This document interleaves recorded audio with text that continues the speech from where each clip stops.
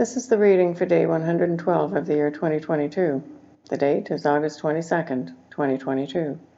I'm reading from the New Living Translation of the Chronological One-Year Reading Bible. Today's scripture is from the book of 2 Samuel and 1 Chronicles. 2 Samuel, chapter 5, verses 1 to 3.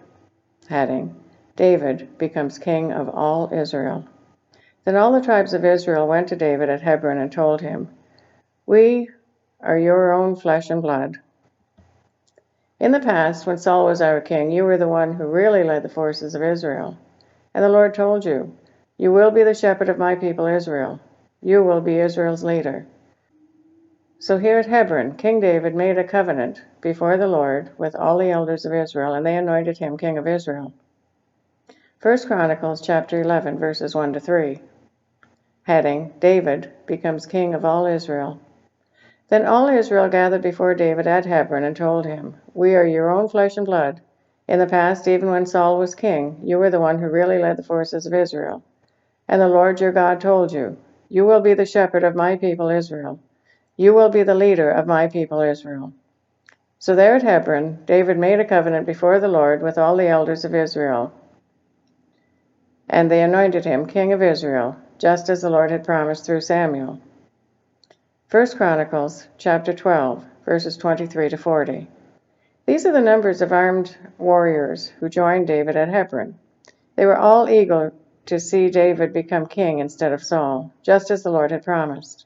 From the tribe of Judah, there were 6,800 warriors armed with shields and spears. From the tribe of Simeon, there were 7,100 brave warriors. From the tribe of Levi, there were 4,600 warriors. This included Jehoiada, leader of the family of Aaron, who had 3,700 under his command. This also included Zadok, a brave young warrior with 22 members of his family who were all officers. From the tribe of Benjamin, Saul's relatives, there were 3,000 warriors. Most of the men from Benjamin had remained loyal to Saul until this time. From the tribe of Ephraim, there are 20,800 brave warriors, each highly respected in his own clan. From the half-tribe of Manasseh, west of the Jordan, 18,000 men were designated by name to help David become king. From the tribe of Issachar, there were 200 leaders of the tribe with their relatives. All these men understood the signs of the times and knew the best course for Israel to take. From the tribe of Zebulun, there were 50,000 skilled warriors. They were fully armed and prepared for battle and completely loyal to David. From the tribe of Naphtali, there were 1,000 officers and 37,000 warriors armed with shields and spears. From the tribe of Dan, there were 28,600 warriors, all prepared for battle. From the tribe of Asher, there were 40,000 trained warriors, all prepared for battle. From the east side of the Jordan River, where the tribes of Reuben and Gad and the half-tribe of Manasseh lived, there were 120,000 troops armed with every kind of weapon. All these men came in battle array to Hebron with the single purpose of making David the king over all Israel. In fact, everyone in Israel agreed that David should be their king. They feasted and drank with David for 3 days, for preparations had been made by the relatives for their arrival. And people from as far away as Issachar, Zebulun, and Naphtali brought food on donkeys, camels, mules, and oxen. Vast supplies of flour, fig cakes, clusters of raisins, wine, olive oil, cattle, sheep, and goats were brought to the celebration. There was great joy throughout the land of Israel. 2 Samuel chapter 5, verses 17 to 25. Heading, David conquers the Philistines. When the Philistines heard that David had been anointed king of Israel, they mobilized all their forces to capture him. But David was told they were coming, so he went into the stronghold. The Philistines arrived and spread out across the valley of Rephaim. So David asked the Lord, "Should I go out to fight the Philistines? Will you hand them over to me?"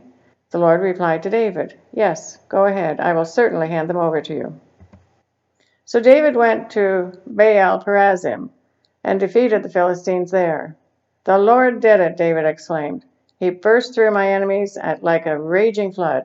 So he named that place Baal-perazim, which means the Lord who burst through. The Philistines had abandoned their idols there, so David and his men confiscated them. But after a while, the Philistines returned and again spread out across the valley of Rephaim.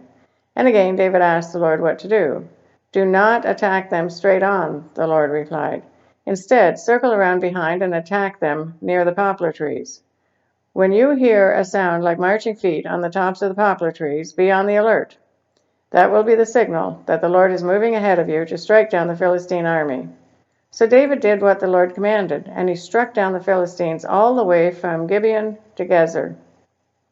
1 Chronicles chapter 14, verses 8 to 17. Heading, David conquers the Philistines. When the Philistines heard that David had been anointed king over all Israel, they mobilized all their forces to capture him. But David was told they were coming, so he marched out to meet them. The Philistines arrived and made a raid in the valley of Rephaim. So David asked God, "Should I go out to fight the Philistines? Will you hand them over to me?" The Lord replied, "Yes, go ahead. I will hand them over to you."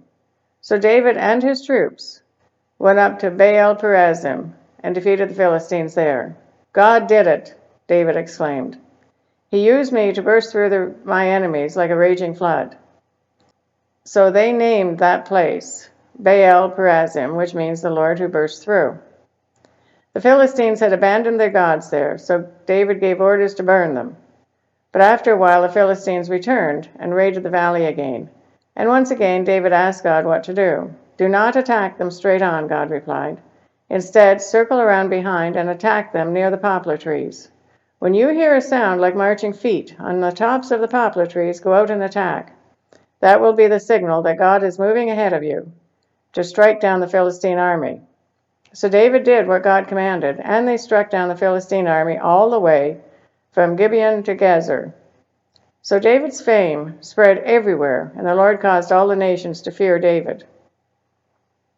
2 Samuel chapter 5, verses 6 to 10. Heading, David captures Jerusalem. David then led his men to Jerusalem to fight against the Jebusites, the original immigrants of the land who were living there. The Jebusites taunted David, saying, "You'll never get in here. Even the blind and lame could keep you out," for the Jebusites thought they were safe. But David captured the fortress of Zion, which is now called the City of David. On the day of the attack, David said to his troops, "I hate those lame and blind Jebusites. Whoever attacks them should strike by going into the city through the water tunnel." That is the origin of the saying, "The blind and the lame may not enter the house." So David made the fortress his home, and he called it the City of David. He extended the city, starting at the supporting terraces and working inward. And David became more and more powerful, because the Lord God of heaven's armies was with him. 1 Chronicles chapter 11, verses 4 to 9. Heading, David captures Jerusalem. Then David and all Israel went to Jerusalem, or Jebus, as it used to be called, where the Jebusites, the original inhabitants of the land, were living. The people of Jebus taunted David, saying, "You'll never get in here." But David captured the fortress of Zion, which is now called the City of David. David had said to his troops, "Whoever is first to attack the Jebusites will become the commander of my armies." And Joab, the son of David's sister Zeruiah, was first to attack, so he became the commander of David's armies. David made the fortress his home, and that is why it's called the City of David. He extended the city from the supporting terraces to the surrounding areas, while Joab rebuilt the rest of Jerusalem. And David became more and more powerful because the Lord of heaven's armies was with him. 1 Chronicles chapter 3, verse 4. These 6 sons were born to David in Hebron, where he reigned 7.5 years. Then David reigned another 33 years in Jerusalem. 2 Samuel chapter 5, verse 13. After moving from Hebron to Jerusalem, David married more concubines and wives, and they had more sons and daughters. 2 Samuel chapter 5, verses 4 and 5. David was 30 years old when he began to reign, and he reigned 40 years in all. He had reigned over Judah from Hebron for 7 years and 6 months, and from Jerusalem he reigned over all Israel and Judah for 33 years. 2 Samuel chapter 5, verses 11 and 12.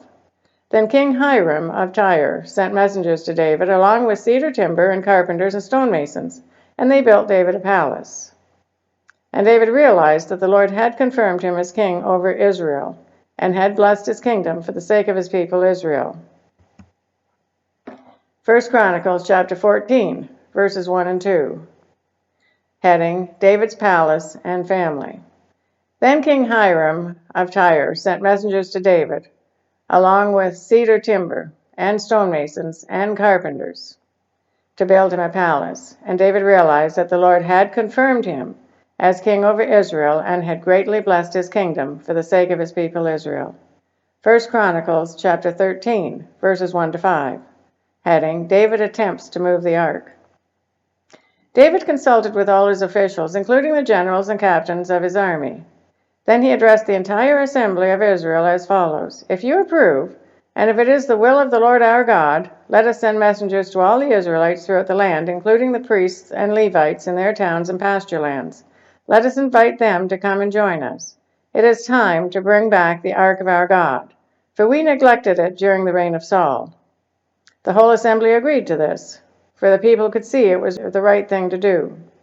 So David summoned all Israel, from the Sheer brook of Egypt in the south, all the way to the town of Lebo-Hamath in the north, to join in bringing the ark of God from Kiriath-Jearim. 2 Samuel chapter 6, verses 1 to 11. Heading, Moving the ark to Jerusalem.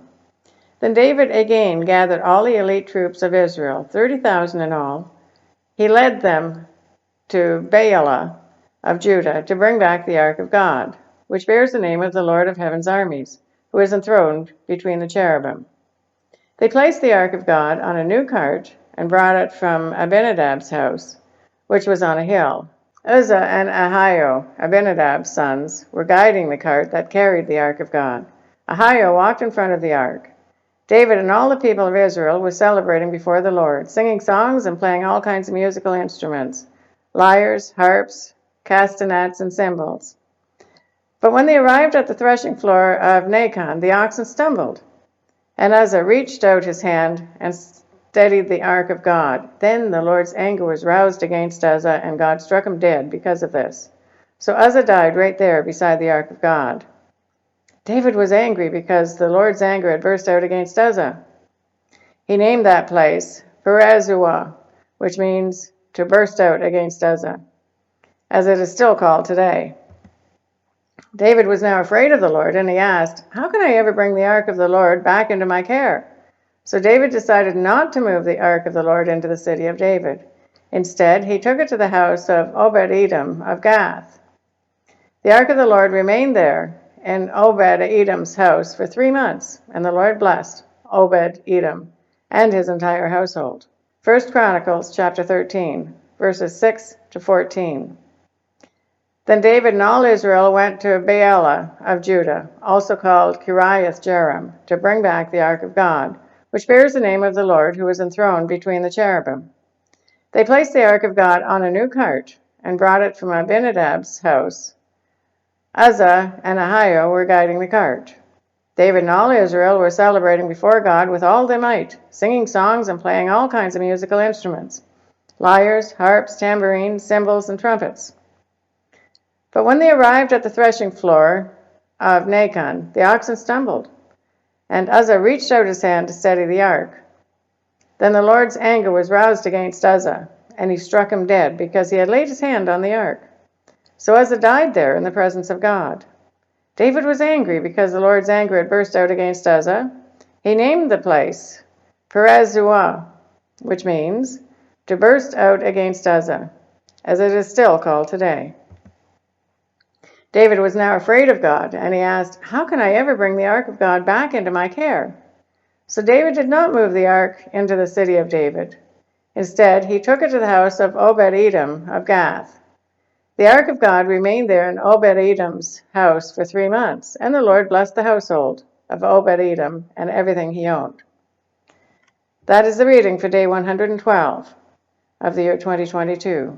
God bless each and every one of you, and may God be with you until we meet again.